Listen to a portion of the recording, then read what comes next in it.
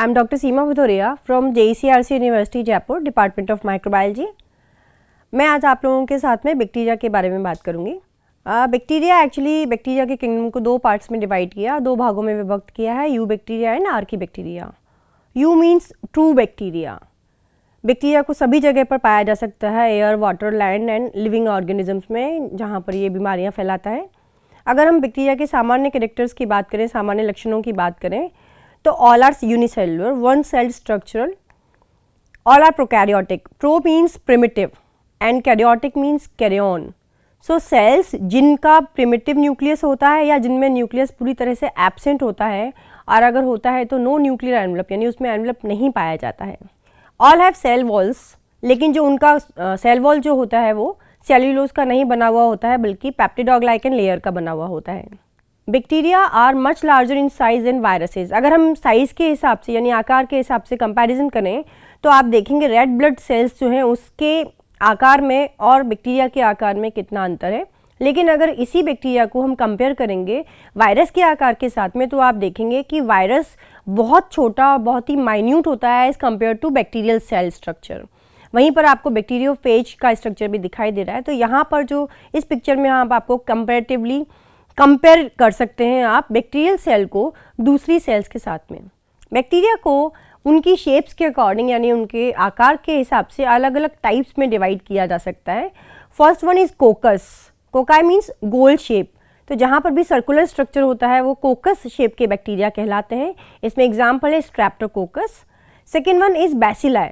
Bacilli rod shaped के structure के जो बैक्टीरिया होंगे उनको बैसिलाई कहते हैं। Example is lactobacillus. And third one is spirillum. Spiral shape का जो स्ट्रक्चर होगा उसको हम स्पाइरलम बोलेंगे and example is again spirillum. Now what is shape, and shape इतना इंपॉर्टेंट क्यों है बैक्टीरिया के आइडेंटिफिकेशन के लिए? क्योंकि बैक्टीरिया का जो आइडेंटिफिकेशन होगा उसमें हमने जो इसका जो क्लासिफिकेशन है उसमें भी शेप्स का बड़ा योगदान है। आप फर्स्ट देखेंगे तो ये बैसिलस है जिसका आकार आपने देखा था रॉड शेप था। Second one is spirillum. Pen में जो स्प्रिंग होता है उसके जैसा शेप होता है, इसलिए इसको स्पाइरलम कहते हैं। Third one is कोकस। आप छोटे बॉल्स के आकार के जैसा इसका स्ट्रक्चर देखेंगे। नेक्स्ट इज अगेन कोकस, छोटे बॉल के आकार का शेप होगा। ये भी बैसिलस है लेकिन इसमें रॉड का आकार थोड़ा लंबा है। And last one is spirillum, लेकिन फर्स्ट स्पाइरलम में और सेकेंड स्पाइरलम में ये अंतर था कि उसका सेल छोटा था as compare to last one. ये आपको इस पिक्चर में हम ई कोलाई को देख सकते हैं। ई कोलाई की आंतरिक संरचना आप देख सकते हैं।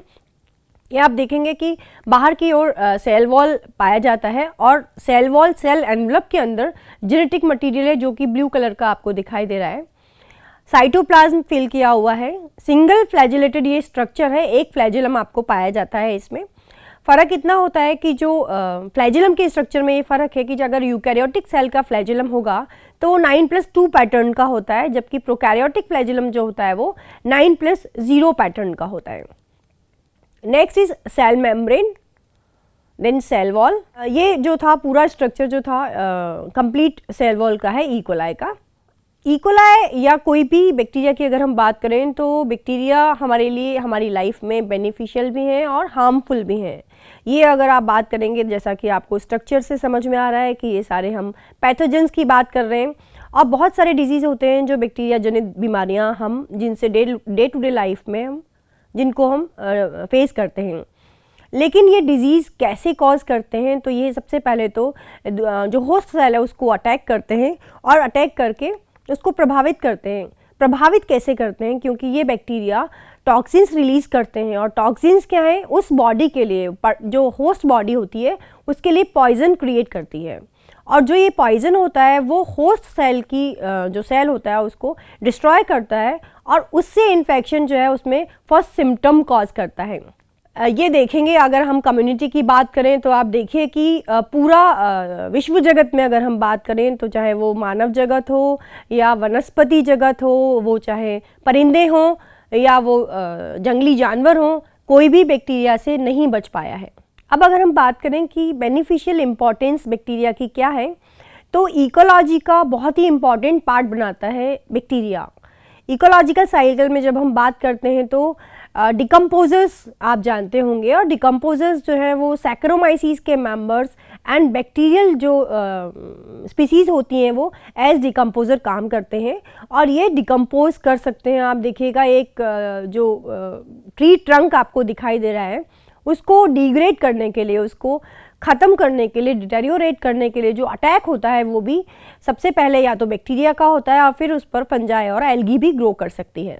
आप माइक्रो ऑर्गेनिजम्स की जब हम महत्ता की बात करते हैं, महत्व की बात करते हैं, तो माइक्रो ऑर्गेनिजम्स ऐसी कौन सी जगह है जहाँ इनकी इम्पॉर्टेंस नहीं है, ये आपको सामने दिखाई दे रहा है। आप मेन्योर जो प्रिपेयर करते हैं हम लोग, इवन जो डेड ऑर्गेनिक मटेरियल क्रिएट होता है, एक तो अपने आप क्रिएट होगा, दूसरा जब इसमें इंटरफेरेंस ह्यूमन का है, आप मान लीजिए वर्मी कंपोस्ट के थ्रू आप मेन्योर प्रिपेयर कर रहे हैं, खाद बना रहे हैं, तो उसके लिए आपको इनिशिएट करना पड़ेगा, उसके लिए आपको सबस्ट्रेटम ऐड करना पड़ेगा जो उस डेड ऑर्गेनिक मटेरियल को डिग्रेड करेगा। और इसके लिए आप अपने आप रॉ मटेरियल अगर यूज़ करते हैं तो उसमें ऑर्गेनिक मैटर यूज़ कर सकते हैं, उसमें इंक्लूडिंग कार्बन केमिकल एनर्जी हो सकती है, नाइट्रोजन हो सकता है, और फिर किस तरह से माइक्रो ऑर्गेनिज्म जब उस पर ग्रो करता है तो जो कॉम्प्लेक्स कंपाउंड होते हैं उनको वो सिंपल कंपाउंड्स में कन्वर्ट करता है, और इस तरह से जो कॉम्प्लेक्स कंपाउंड यानी डेड ऑर्गेनिक मटेरियल जो है वो सिंपल कंपाउंड, जिससे कि वो बायोजियोकेमिकल साइकिल्स में जाता है, एंट्री करता है, और बायोजियोकेमिकल साइकिल्स के थ्रू अलग अलग फॉर्म में वो चला जाएगा। जो कंपाउंड नाइट्रोजिनस है वो एटमॉस्फेयर में चला जाएगा, जो कार्बन डाइऑक्साइड से रिलेटेड है या कार्बन मोनोऑक्साइड है या गैसियस फॉर्म में है, वो हाइड्रोलॉजिकल साइकिल में या गैसियस साइकिल में इन्वॉल्व हो जाएगा। अब डेयरी इंडस्ट्री अगर हम बात करते हैं तो bacteria is very useful for dairy industry. आजकल तो इतने सारे प्रोडक्ट्स हैं जो कि डेयरी रिलेटेड हैं, उसमें आप चीज़ की बात करें, योगर्ट की बात करें, सॉर क्रीम की बात करें, ये सारे डेयरी प्रोडक्ट्स जो होते हैं वो बैक्टीरिया की हेल्प से बनते हैं। अब देखिएगा ये एक आपको ओशियन दिखाई दे रहा है जिसमें आपको पता है कि बड़े बड़े जहाज़ का एक्सीडेंट हो जाता है और बंदरगाह पर पूरे पेट्रोल और तेल फैल जाता है। ये अगर मान लीजिए ये पेट्रोल या तेल उसकी सुपरफिशियल लेयर पर रह जाता है, उसकी ऊपरी सतह पर अगर रह जाता है तो वहाँ पर ऑक्सीजन जो है वो अंदर तक नहीं जा पाएगा।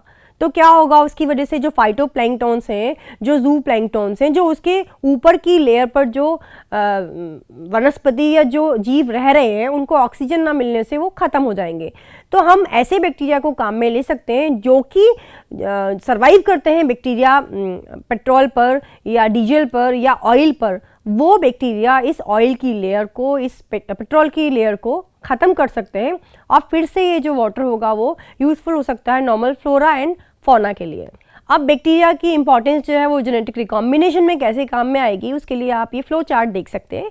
एक साइड में देखिएगा, पैनक्रियास से जो इंसुलिन प्रोड्यूस होता है उसके लिए एक स्पेसिफिक डीएनए सेगमेंट है जो रिस्पॉन्सिबल है।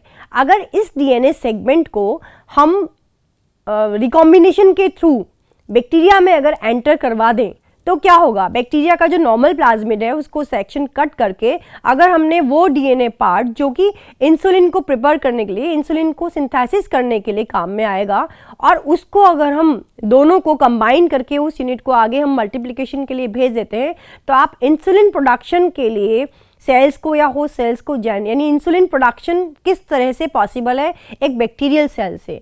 तो इस तरह के जेनेटिक रिकॉम्बिनेशन में, जेनेटिक इंजीनियरिंग में हम बैक्टीरियल सेल्स की हेल्प ले सकते हैं। ये तो सर्वविदित है कि ई कोलाई एक ऐसा एक्सपेरिमेंटल ऑर्गेनिज्म है जिसको विश्व में हर तरह के एक्सपेरिमेंट्स के लिए काम में लिया जा सकता है। क्यों? क्योंकि लाइफ साइकिल बहुत छोटा होता है, बहुत जल्दी इसका जीवन चक्र पूरा होने की वजह से जो जीवन चक्र की कंपैरिजन आप एक ह्यूमन बीइंग पर नहीं कर सकते, वनस्पति पर नहीं कर सकते, वो ई कोलाई को लेकर के आप कर सकते हैं। ये देखिएगा किस तरह से ये ह्यूमन को यानी ह्यूमन बीइंग को भी इफेक्ट कर सकता है। ये सिम्बायोटिक रिलेशनशिप है, हमारे स्मॉल इंटेस्टाइन में ई कोलाई रहता है जो कि डाइजेशन के लिए काफ़ी इंपॉर्टेंट होता है, काफ़ी हेल्पफुल होता है। अगर हम हार्मफुल डिजीज़ की बात करते हैं तो स्ट्रैप थ्रोट डिजीज़ जो है वो कॉज कर सकता है, ट्यूबरक्लोसिस, टूथ डिके जिसमें रॉटनिंग होती है वो बैक्टीरियल डिजीज़ की वजह से हो सकता है, बैड ब्रीथ, एंथ्रेक्स। एंथ्रेक्स आप सभी लोग जानते हैं जो कि आप जानवरों में अगर खुरपका एंड मुंह पका रोग अगर आपने सुना होगा तो उसका कारण भी बैक्टीरिया होते हैं। प्लेग, टिटनस, फूड पॉइजनिंग का कारण भी तरह तरह के अलग अलग प्रजाति के बैक्टीरिया इस तरह के होते हैं जो डिजीज़ कॉज करते हैं। फूड स्पॉइलेज में बैक्टीरिया जो साल्मोनेला एंड स्टेफाइलोकोकस की स्पीसीज है, ये फूड स्पॉइलेज में और फूड डिटेरियोरेशन में हमारे लिए हार्मफुल बैक्टीरिया की तरह ऐड करेंगे। अब आर्कीबैक्टीरिया की अगर हम बात करें तो आर्कीबैक्टीरिया एक्सट्रीम कंडीशन में ग्रो करने वाला बैक्टीरिया है और हमेशा एक्सट्रीम एनवायरनमेंट्स में पाया जाता है। एक्सट्रीम टेम्परेचर हाई हो सकता है, लो टेम्परेचर हो सकता है, हॉट टेम्परेचर हो सकता है, सल्फर की प्रेजेंस हो सकती है, हाइड्रोजन सल्फाइड की प्रेजेंस हो सकती है। जहाँ पर एक्सट्रीम टेम्परेचर में जो बैक्टीरिया ग्रो करता है उसको हम आर्कीबैक्टीरिया कहते हैं। और यहाँ देखेंगे आप कि जो कंपैरिजन है, अगर एनिमल्स की इंटेस्टाइन में वो रहता है तो वो उनको हेल्दी कर सकता है, उनके लिए हेल्पफुल हो सकता है। मिथेनोजेंस जो होते हैं ज़्यादातर कैटल्स में पाए जा सकते हैं, जो कि मीथेन गैस प्रोड्यूस करते हैं। और इसके आजकल जो आपने बायोगैस के बारे में सुना है, बायोगैस प्रोडक्शन के बारे में सुना है, उसमें भी बैक्टीरिया बहुत और बहुत हेल्पफुल है मानव समाज के लिए। सो आज का जो हमारा लेक्चर था वो बैक्टीरिया के बारे में था। Thank you so much.